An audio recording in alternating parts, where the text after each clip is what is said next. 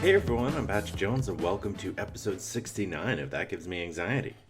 Man, I gotta tell you, I didn't sleep great last night. I had a dream that I was sleeping in my bedroom, and there were demons that kept trying to break in and eat me. So I'm five. I'm 5 years old. And of course, I had those dream punches, right, where you want to punch with all your might, but it just doesn't happen. Oh man, I can't believe I just said that. But yeah, I got a lot done this weekend. Was able to plan a bunch of fun things. April's looking like it's going to be a real fun month. Going to the Charleston Open, which, if you don't know, it's a women's tennis tournament. It's considered like just outside of the majors, so that should be fun. I'm a huge sports fan. I've never been to a tennis event, and they built this like really cool stadium for this tournament. So yeah, looking forward to that. A lot to be excited about. Spring is always exciting, right? We're all just pumped that we get a little more sunlight and we can start leaving our house again. Seasonal depression, leave it behind. See you in a couple months. Well, I've got a great episode lined up. Today is part one of, I think it's going to be two parts, on a fear of dogs. And I chatted with Stefani Cohen, who's the author of Overcoming Your Child's Fear of Dogs. And I will say, I tried to get a few different people to react to the expert clips. It's one of the formats of this show, right? And there were a bunch of people interested, but ultimately they decided they did not want to talk about it, in a public forum. And I just think that speaks to like the shame and the judgment that people get for being afraid of dogs. I mean, because if you're not afraid of dogs, I mean, dogs are the best thing on the planet, right? Just seeing Ollie while working from home all day is great. It's just fun to mess with him and play with him. I have a TikTok with him called Scared Ollie, where I just present things to him and let him, he's an anxious guy, so he gives you some fun reactions. But yeah, I guess we can't help but judge people. I mean, that's probably not the right way to say it. We just have to be a little bit more sensitive. Because when people are afraid of things, hearing, "What? Why are you? What's wrong with you?" That makes you feel better. No, it makes you feel like you never want to leave your house, like constant seasonal depression. So just depression, Pat. Yep. But before we get to the interview with Stephanie, I just want to remind you, if you're liking the show, to please remember to rate and review it. 5 stars. Throw a little way to go, Pat. Type that right in there. It's a big boost in the algorithm. Then you can check the show out on Facebook, Instagram, Twitter, and YouTube. On YouTube, you can see this sweater, which I think I got in 2006. So, still going strong, right? No commitment issues here. Then there's the partnership I have with Pure Spectrum CBD, who offer the promo code AnxietyPod for 15% off your orders. I'm a huge fan of them. I have the gummies every day, use the salves and the moisturizer. It just helps relax. And they have this bath powder. Ooh, just helps you calm. And 15% off with AnxietyPod. It's worth a shot, trust me. And if you're liking the show and you want to make a donation or a tip, you can do that through the Buy Me a Coffee link, which is in the description. Always appreciative of people who have donated in that sense. So yeah, now I think it's time we go to Stephanie. As always, thank you so much for listening and enjoy.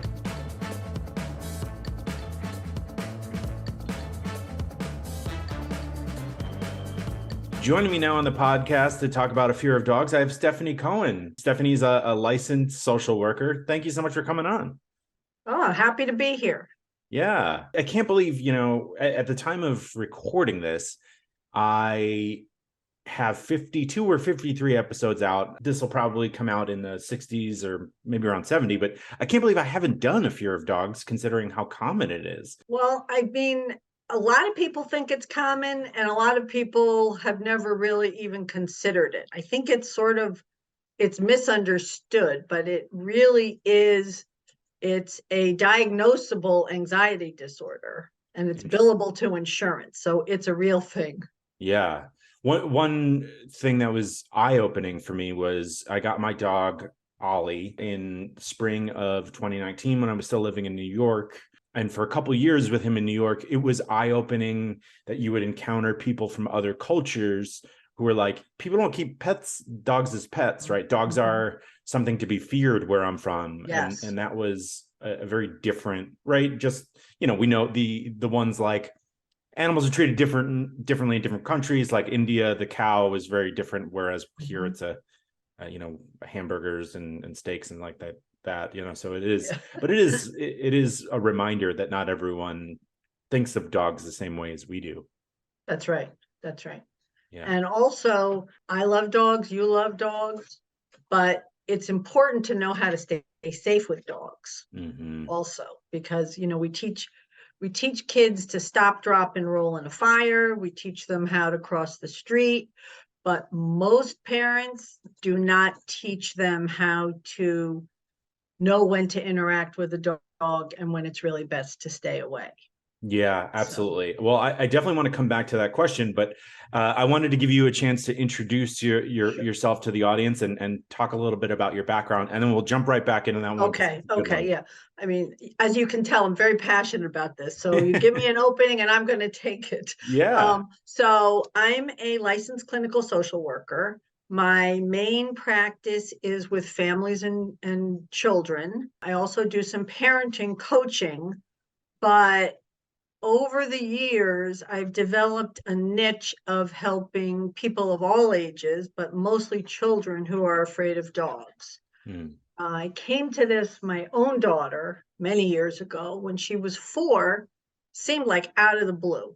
All of a sudden was afraid of dogs. Mm. And it impacted the family. We couldn't go places. She would cry, she would scream. She was Oh, truly wow. terrified. And there was no resources to help us. So my sister helped me with her very well behaved dog, and kind of intuitively we were able to help her get over her fear. And then as over the years and with my sort of therapist parenting hat and dog lover hat, put it all together, and I developed a 10-step protocol of exposure therapy, Mm. which I can only help one kid at a time, but I really want to help as many kids as possible. So I actually put it all into a book. That's great. Yeah. Thank you for creating that. I mean, that sounds so intense that your daughter was going through that. Was she bit? Did she watch Cujo or what? It's the funniest thing as I started to research this because I didn't Mhm. understand it. As far as I knew, nothing had happened to her. We love dogs, but through my research and my experience, I have found that there are 4 ways this fear develops. Mhm. The first one is just like you mentioned, something negative or bad happens directly to you.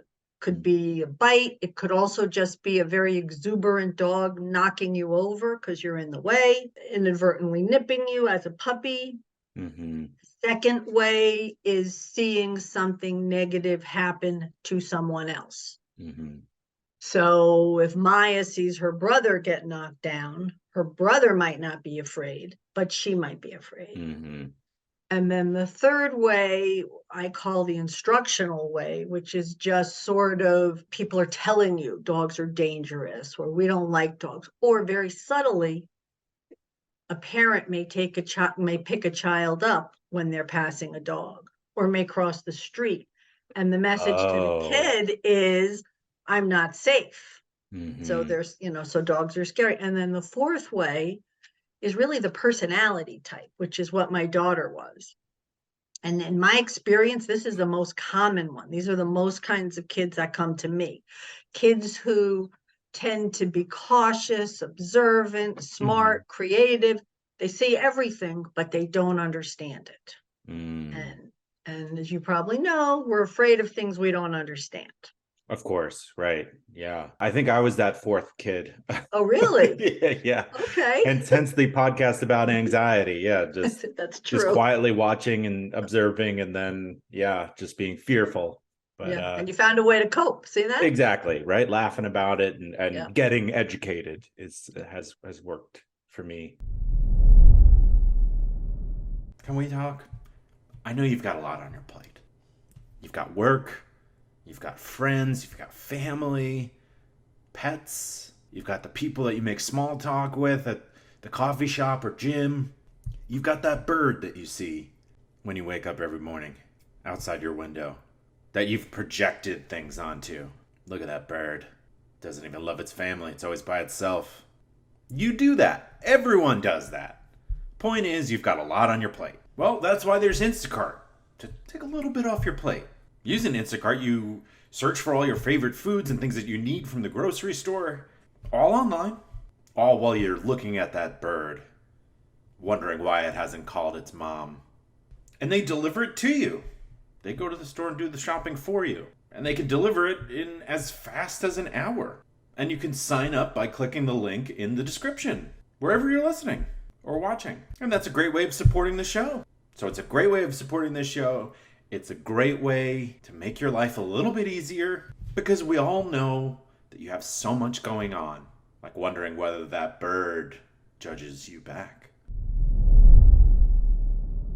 So going back to the question that we were starting to get into, parents not showing their kids the right way to interact with dogs. Sometimes my dog Ollie, he's an absolute sweetheart, but sometimes he's just not in the right mood, and he'll show the signs, and kids don't realize it, right? So I've seen this in person, but I recognize it and make sure that, I put some space between him and the child. But like, parents are possibly a bit too trusting. Dogs are still animals, right? And they have their own mental things going on, and they're not always going to behave perfectly. That's right. That's exactly right. And it's up to responsible dog owners like you and others to supervise all interactions between kids and dogs. There's an interesting statistic that the majority of dog bites happen with dogs, boys. I can't remember if it's 4 or 5, but one of those up to age 9. And the reason is because very often, I hope this isn't going to sound sexist. Now I'm wondering if I'm allowed to say this, but boys tend to play rougher, and they're not paying attention to the signals that the dogs are giving. And the dog gets overwhelmed, too excited, and a bite is going to happen. Right. And like you said, sometimes it is a significant bite, but other times, dogs don't have hands, right? So a little nip can still be terrifying for the child, but it's not, a vicious thing. It's That's right. That's how they interact with their peers. That's right. And the vast majority of dogs do not bite out of the blue. There is some kind of a signal, whether it's a growl or the dog turns its back. Full disclosure, I'm not a dog trainer. Yeah, all of that, which is, I need space. And if you don't give the dog space, then their last resort, they may bite. Absolutely. So what do you think that parents should instruct kids to do about asking? Well, one thing I kind of slipped there is I always appreciate when parents do ask me, like, do you think, it's okay for my child to pet Ollie? And like, I will scan Ollie and get down on a knee and pet him and be there for that interaction. But I'm curious, what other things you think? So that's fantastic that you're supporting Ollie and you're reading the room, if you will. And if Ollie's not in the mood, then I think you have like sort of a party line, like, oh, he's really looking forward to go home and have dinner. No, thank you, whatever it is. But I think, it really comes down to respect. Kids have to be taught to respect the dog. Dogs need to respect kids. I tell kids that they're taught manners, please and thank you. And a lot of people don't teach their dogs manners. They well, now I'm back to the owner, but sometimes owners inadvertently scare kids more because they will let their very friendly dog go up to a child who really isn't interested. Mm, And the reverse is true too. Parents will let their overly friendly child go up to the dog who may not be interested. So you have to be your dog's advocate, and parents have to be their kid's advocate right. and learn the signals of when a dog wants to interact and when it doesn't. Absolutely. Yeah. Because at the end of the day, I mean, it's the guardrails are preventing something awful from happening, and That's right. That's really right. bad And things can happen from yeah, that. and what's interesting is that even if somebody is bitten by a dog, that doesn't always create fear. Hmm. There are many people who have a protective layer against developing a fear of dogs because they've had so many wonderful experiences. Mm, So, yeah. there's a lot of checks in the plus column. Yeah. It's interesting. I have anxiety on the other side that something bad could happen with Ollie, right? Like, not that Okay. he does anything. I think I have just I get overwhelmed sometimes at the dog park if he's gonna get into a fight or something. Like, not that like this, it's like not based in reality. It's my own projections. Yeah. So it's like the kind of the flip side of a fear of dogs is just like well, I guess it still is a fear of dogs. It's just fear of dog. It's a fear of other dogs. Yeah. Yeah. And I would say, you know what? There may be something based in reality in that. When you enter into a dog park, there's a lot of unknowns Hmm. and you do your best to control it. But I'm sure you're scanning all the dogs and you're thinking, okay, that dog doesn't look okay. We're going to leash it and go home. Right. Yeah. Oh, yeah. We have to do that. A point that I feel like we've loosely touched upon here in our discussion is that not all dog owners are created equal, and Right. they're pretty easy to spot when the behavior at a dog park is completely unchecked and they're not watching. Just because you're in a dog park, you still need to monitor their play. That's right. That's Yeah. right. And I think in some ways you have to monitor it more because the stimuli coming at the dog Mhm. is a lot. And not, I don't take my dog to the dog park for just that reason because I Mhm. can't handle it. There's too many things for me to keep an eye on. She's Yeah. fine, but I'm not. Right. Yeah, that makes sense. Okay, so a child, or in some cases, an adult comes to you with anxiety related to a dog, and you mentioned a 10-step process. Is that Yeah. sort of the blueprint that you follow with everybody? Well, so the fear of dogs is also known called cynophobia. So Hmm. it's a true phobia. It's a fear of dogs. It comes from the Greek word sin and phobia, or dog and fear, rather. And the best treatment for fears is exposure to what you're afraid of. And Hmm. what's kind of interesting is if you're afraid of spiders or heights or even flying, you can pretty much live a regular life avoiding those things. If Hmm. you want to come out of your house, you can't avoid dogs. No, no, you can't. So yeah, you can't. So my protocol, what I've developed is the first 4 steps. The first one is get as much information as you can, find out exactly what the child is afraid of. Some don't want to be licked, some don't want to be jumped on, some don't know what they're afraid of. Dogs are unpredictable. So I call Hmm. these dog lessons. I try to teach kids about dogs. Hmm. So they have some information and also helps them to feel more in control, which anxiety is a feeling of not being in Yeah, yeah. control. So we get information, we look at pictures. I show kids pictures of dogs in different body positions. And I try to help them figure out, okay, this is a play bow. This dog you should stay away from. These are all just pictures. Hmm. And wink, wink, I do a lot of self esteem building, self confidence building, so that they will feel a little empowered and okay to do the next steps. Plus, I build trust. They need to trust me Right. because when you're afraid, you walk around the world hyper vigilant. Hmm. I just worked with a young, she's 24 years old. She lives in Brooklyn and she's petrified of dogs, and she's so attuned.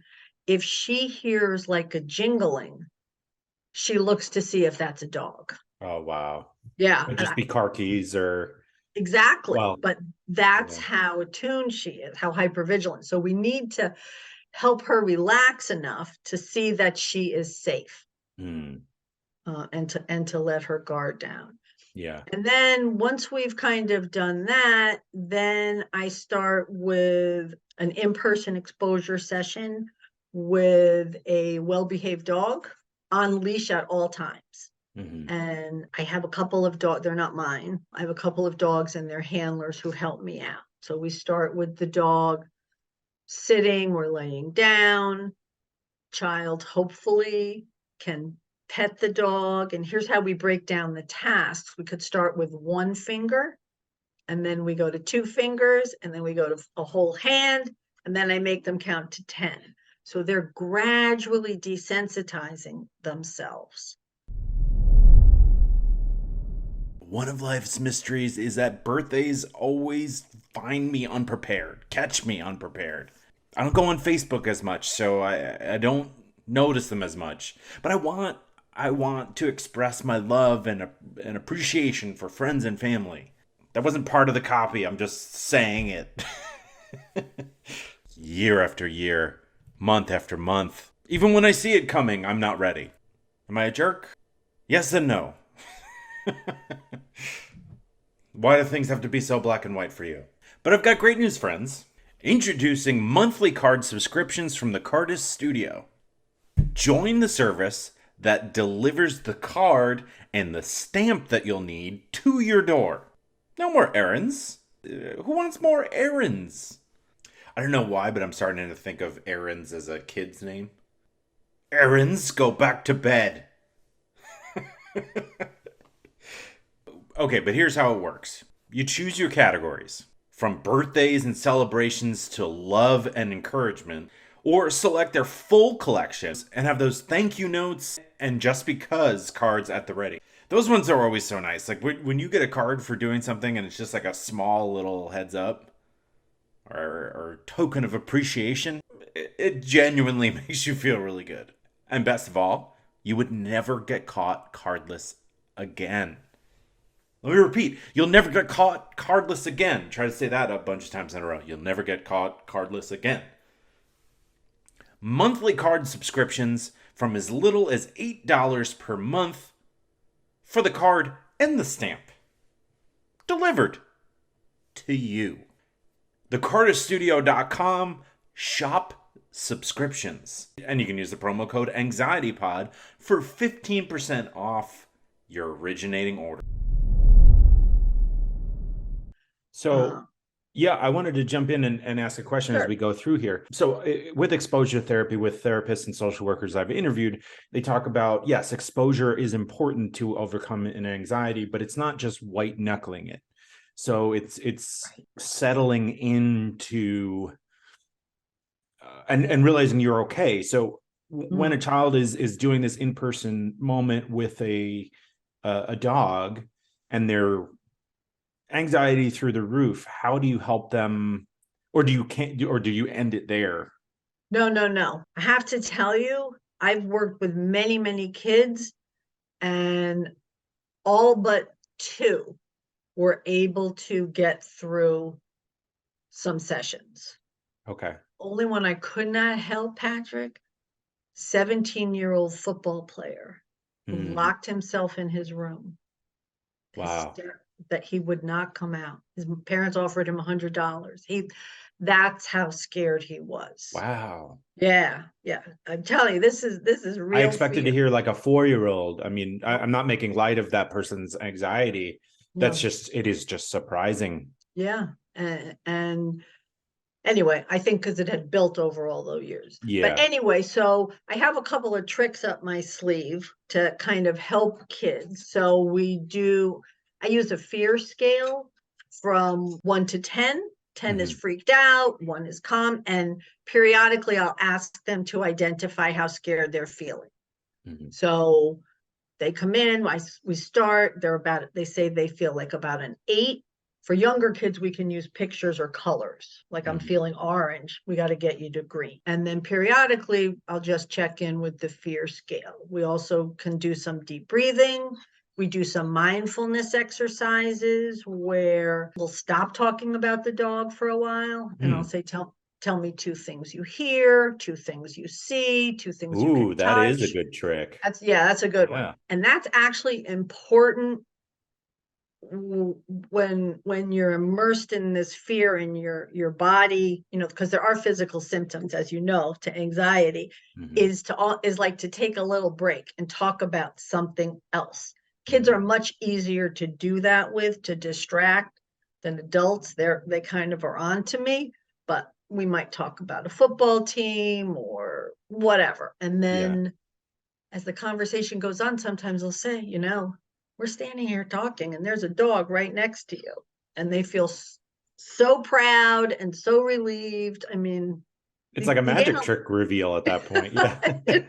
I guess maybe it is. Yeah. Um, But that's great to so, hear that it is not that I expected it, but just to make it clear for listeners who have never experienced behavioral or exposure therapy, it's not like the old adage of a dad throwing a kid in the lake and being like, "Come on, you got to swim." right.